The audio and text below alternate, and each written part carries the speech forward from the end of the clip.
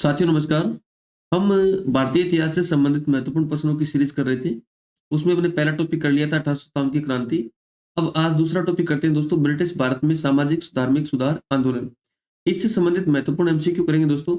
ये एमसीक्यू किसी न किसी परीक्षा में पूछे गए हैं और आगे आने वाली परीक्षाओं के लिए मोस्ट इंपोर्टेंट है। तो दोस्तों इसे ध्यान से कीजिएगा और हमें लास्ट में कमेंट करके बताइएगा कि आपके कितने क्वेश्चन सही हुए। अपना पहला प्रश्न है दोस्तों। पहला सवाल है कि निम्नलिखित में से किसे भारतीय पुनर्जागरण का पिता कहा जाता है। ऑप्शन है दोस्तों राजा राममोहन राय, दयानंद सरस्वती, स्वामी विवेकानंद, रामकृष्ण परमहंस। इसका सही आंसर हो जाएगा दोस्तों राजा राममोहन राय। राजा राममोहन राय को कहते हैं दोस्तों भारतीय पुनर्जागरण का पिता और भारत में पत्रकारिता का जनक कहते हैं दोस्तों। इन्हें नव प्रभात का तारा भी कहते हैं, नव प्रभात का तारा कहते हैं। और दोस्तों आधुनिक भारत का पिता, आधुनिक भारत का पिता, भारत का पिता नहीं आधुनिक भारत का पिता भी किन्हें कहते हैं दोस्तों। इन्हें राजा राममोहन राय जी को कहते हैं। आगे बढ़ते हैं दोस्तों। अगला सवाल है कि ब्रह्म समाज के संस्थापक थे। ऑप्शन है दोस्तों CR दास, महात्मा गांधी, राजा राममोहन राय, स्वामी दयानंद सरस्वती। दोस्तों ब्रह्म समाज की स्थापना है वो राजा राममोहन जी के द्वारा की गई 1828 में और कलकत्ता में की गई थी दोस्तों। अक्सर आपसे पूछ सकते हैं कि कलकत्ता में की गई थी, 1828 में की गई थी और राजा राममोहन जी के द्वारा की गई थी। ऑप्शन हो जाएगा अपना सी करेक्ट आंसर है। आगे बढ़ते हैं दोस्तों। अगला सवाल है विवेकानंद ने शिकागो में आयोजित पार्लियामेंट ऑफ वर्ल्ड्स रिलीजन में भाग लिया था।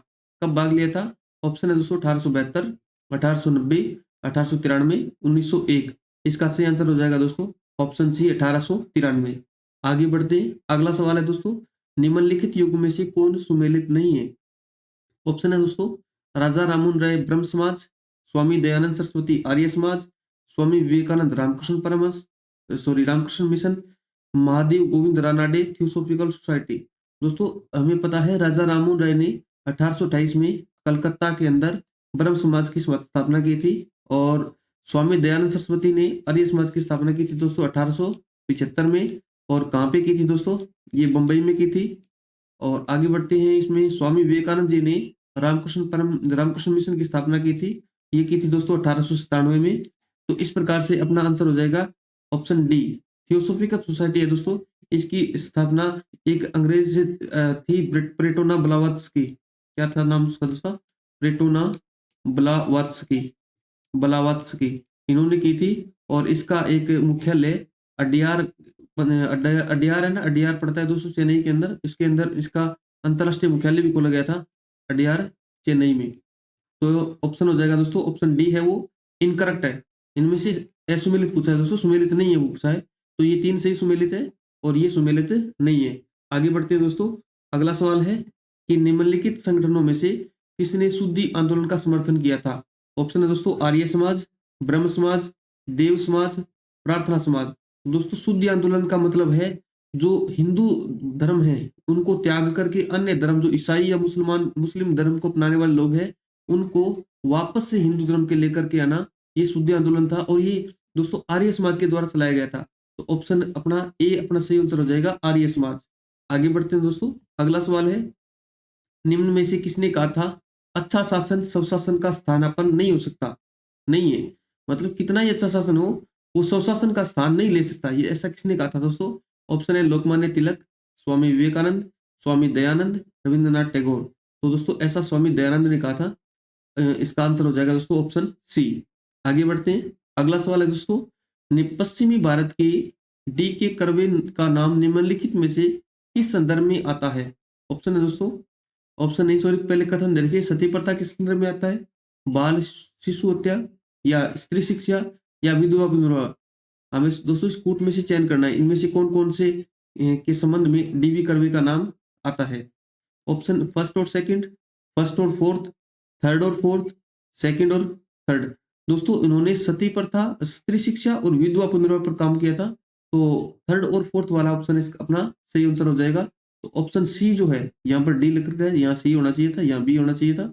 तो ये अपना सही करेक्ट आंसर हो जाएगा स्त्री शिक्षा और विधवा पुनर्विवाह। आगे बढ़ते हैं दोस्तों। अगला सवाल है ब्रह्म समाज के बारे में निम्नलिखित में से कौन सा कथन या कौन से कथन सत्य हैं। कथन दे रखे हैं दोस्तों।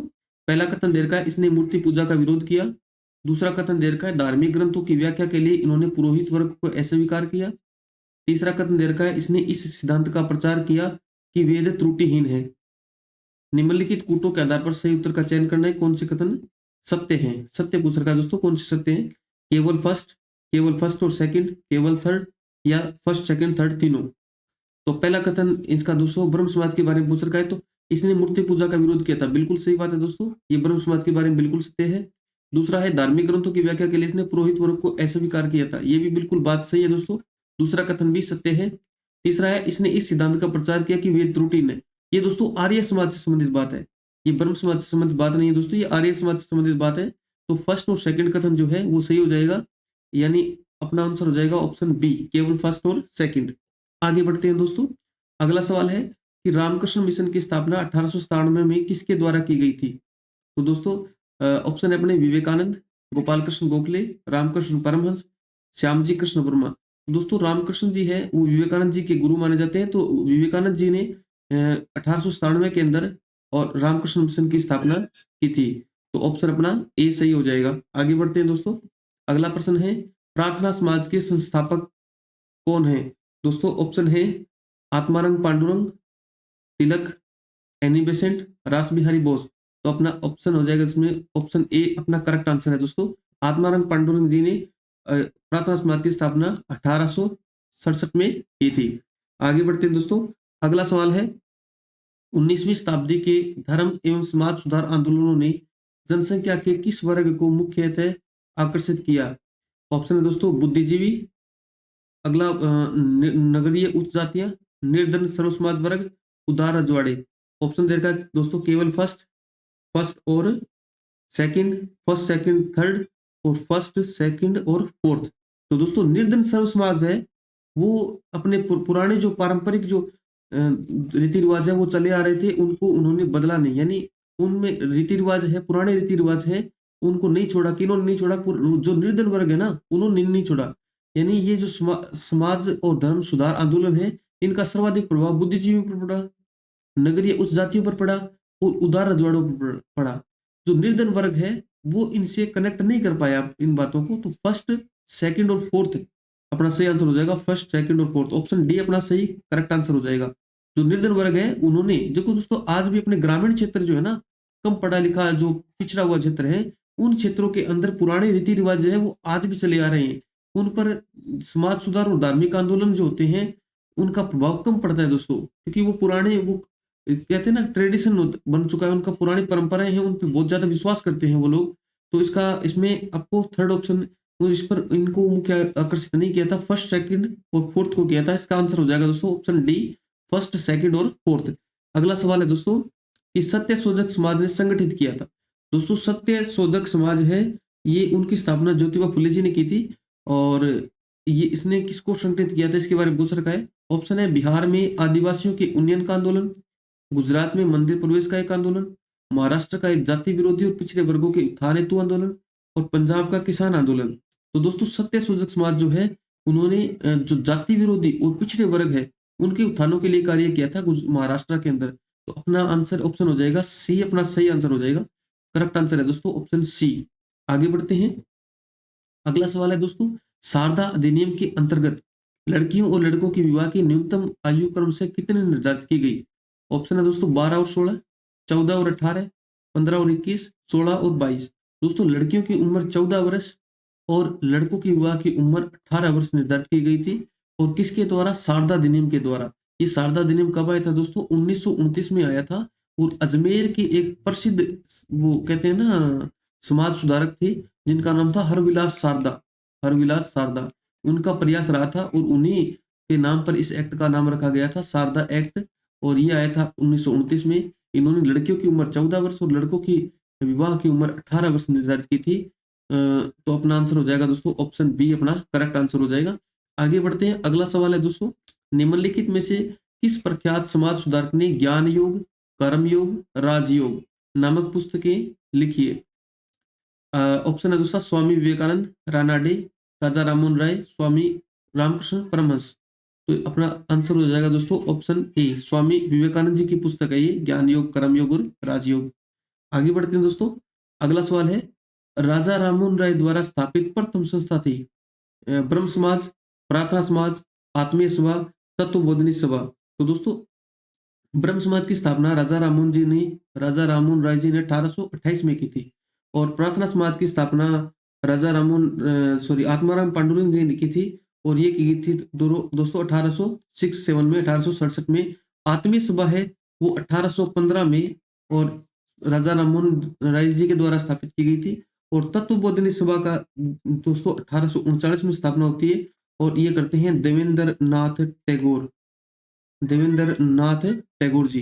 दोस्तों, तो राममोहन राय जी द्वारा स्थापित है ब्रह्म समाज, ये तो 1828 में। और आत्मीय सभा 1815 में। प्रार्थना समाज की स्थापना है आत्माराम पांडुरंग जी करते हैं 1867 में। और तत्वबोधिनी सभा की स्थापना देवेंद्र नाथ टैगोर जी करते हैं 1839 में। तो राजा राममोहन राय जी द्वारा स्थापित है आत्मीय सभा 1815 में। प्रथम संस्था ये थी। और उसके बाद तो 1828 में ब्रह्म समाज की स्थापना है ही। आगे बढ़ते हैं दोस्तों, अगला सवाल है अपना, सत्य शोधक समाज के संस्थापक जिन्होंने गुलामगिरी पुस्तक लिखी कौन है? तो बी आर अम्बेडकर, भास्कर राव जाधव, ज्योतिबा फुले, पेरियार। तो दोस्तों इसका सही आंसर हो जाएगा ज्योतिबा फुले। ज्योतिबा फुले ने सत्य शोधक समाज की स्थापना की। उन्होंने गुलामगिरी पुस्तक भी लिखी थी दोस्तों। और ये सत्य शोधक समाज जो है महाराष्ट्र में पिछड़ी जातियों के उत्थान के लिए कार्य करता था। आगे बढ़ते हैं दोस्तों, अगला सवाल है, भारतीय राष्ट्रवाद का पैगंबर व आधुनिक पुरुष किसे माना जाता है? ऑप्शन है दोस्तों नाना साहब, स्वामी विवेकानंद, राजा राममोहन राय, ईश्वर चंद्र विद्यासागर। तो दोस्तों राजा राममोहन राय जी है, इन्हें राष्ट्रवाद का पैगंबर, भारतीय राष्ट्रवाद का पैगंबर माना जाता है, आधुनिक भारत का पुरुष माना जाता है। और जैसा मैंने आपको बताया, नवप्रभात का तारा, आधुनिक भारत का पिता और भारतीय पत्रकारिता का जनक, इनके बहुत सारे नाम है दोस्तों। तो ये आपको ध्यान में रखना है। तो इसका आंसर हो जाएगा ऑप्शन सी। आगे बढ़ते हैं दोस्तों, अगला सवाल है, ब्रह्म समाज का सिद्धांत आधारित है, ऑप्शन है नास्तिकता पर, अद्वैतवाद पर, एक देववाद पर या बहुदेववाद पर। तो दोस्तों ब्रह्म समाज के संस्थापक हैं राजा राममोहन राय जी। उन्होंने दोस्तों एक जो क्या बोलते हैं उसको दोस्तों, एक फारसी भाषा में एक प्रकाशन किया था, एक ईश्वरवादियों को उपहार, एक ईश्वरवादियों को एक ईश्वरवादियों को उपहार, इस नाम से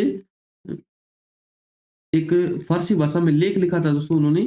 तो इससे पता चलता है कि वो एक देववाद पर ही जो ब्रह्म समाज का जो सिद्धांत है वो एक देववाद पर आधारित है। इसका आंसर हो जाएगा दोस्तों ऑप्शन सी। आगे बढ़ते हैं, अगला सवाल है दोस्तों, निम्नलिखित पर विचार कीजिए। Calcutta Unitarian Committee, Tabernacle of New Dispensation, Indian Reform Association. Keshav Chandra Sen का संबंध उपयुक्त में से किसकी स्थापना से?